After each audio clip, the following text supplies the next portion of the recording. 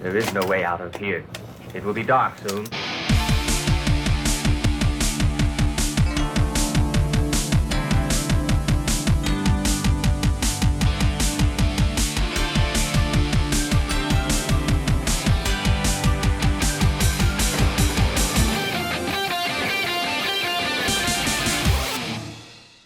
Welcome back to It's Too Bad, the show where we search for the silver linings in the worst movies. And boy, we have a doozy for you today. My name is Jason. My name's Ted, and you are right. Possibly the worst film I've ever seen in my life, Manos, The Hands of Fate. Or Hands, The Hands of Fate. Hands of Fate. If you've never seen it, what a treat. It's a hard watch. Yeah. It's a hard watch. Absolutely is. What this movie is about is a family who's on a road trip in Texas, and they get lost. They stumble upon this lodge where a cult is, and horror ensues?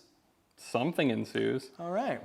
So what did you, honestly though, Yes. to me this was tough. Since this show is trying to find the good in these films, it's really tough to do. And so what did you see that was redeemable in this film? Oh, man, like you said, it's a hard one.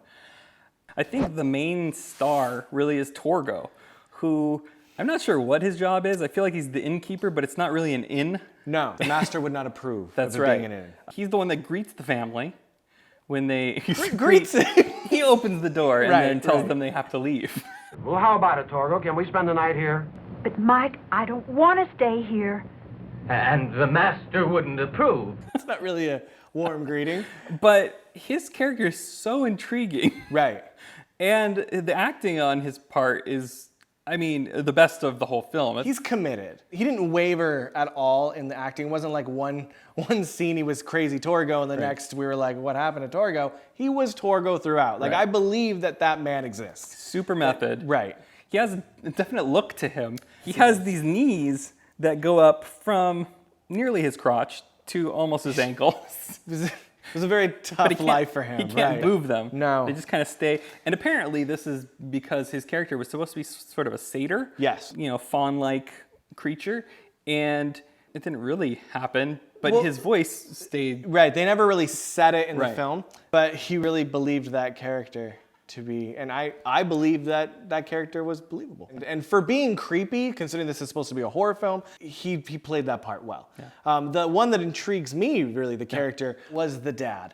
And the dad is an incredible guy.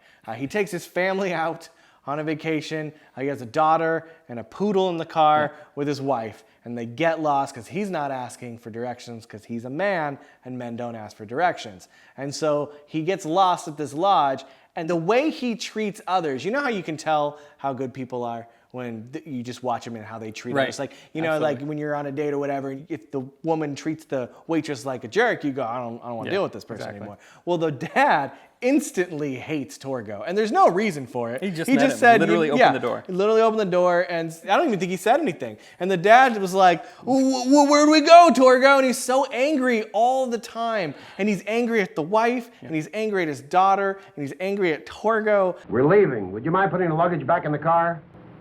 As you wish. Right now. Fast, damn it, fast! I wouldn't be the kind of person that would just pull up in front of a random person's house and be like, we're lost, we gotta stay. It's getting dark. Right. And the other part, you wouldn't also, in a creepy lodge with a creepy man with knees, remember, that go from here down. All-encompassing. And he's hobbling out, and he's a dirty man. Okay? He's a dirty human being. all You part of the wouldn't character. park, get out of the car, open the door, get your family out, have them Right. stand and just be mean. But this man does, and his character is so much fun. I think, wasn't he the director as well? Yeah, he was. Yeah, and you can see You can see him at one point when the scene's over, walk back to the camera, almost as to press stop. It's quite impressive. But this man, to me, made the film, other than Torgo. I think he was the most fleshed out character, and I think it was because he was the director and writer that He knew it. he's just like, Front and well, if back. it's going to be me, I'm going to figure out who this guy is. Yes. Torgo and the dad, definitely good watches. You can watch and that. their interactions throughout the film are just that's everything. Right, that's a lot of the film everything. is them Yeah. trying to speak to one another. It really is. There is a music piece that they use for Torgo, and it is amazing. Ding, ding, ding, ding, ding, ding, ding, ding, ding. It's literally it's like DJ Snake. Okay, right. And I feel like it captures Torgo's movements perfectly. Right. Yeah, it's the kinda way like he walks, you can wobbly. hear it in the soundtrack. So you're right. It actually was really well. And you knew if you heard it and he wasn't on camera, just give him 3 or 4 seconds because was he'll hobbling make on. his way onto frame. Mike, I'm...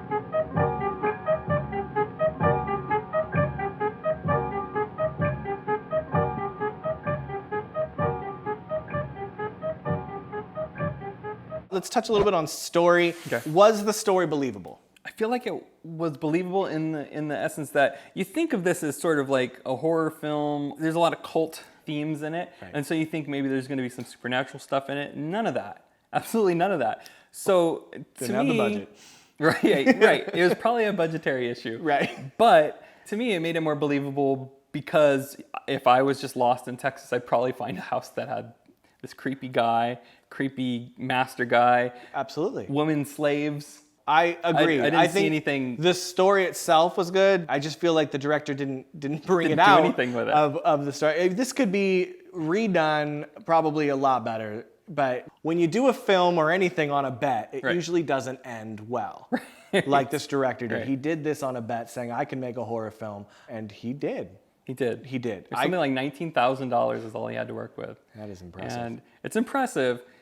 I feel like if he would have gotten better actors or a writer at Right. all, then he could have had a decent movie for that $19,000. Absolutely. What seems so boring at times feels real rushed at the same time. Yeah, it's weird. It's like you knew this was the only shot they were going to have of this, but the scene went on for forever, and you go, oh my gosh, just cut already, Yeah. but they won't. And that's what it is. It's just you're not getting from point A to point B. Right. The whole thing seems so avant-garde almost. But there's one point of editing that I thought was almost genius, where the master kind of lifts his robe and he's scolding someone, and then it kind of fades to black, but it's not really fading to black, it's fading to the back of his cloak as he walks away. It looked out of place for the film because Right. of how professional it actually looked. Right, and I feel like it was unintentional Yeah, because I this think guy so had too. no training. Right. And so this is what, you can find something. It's like monkeys on typewriters eventually. Eventually you'll find Yeah. something. And the few nuggets in this film Yeah. are made up of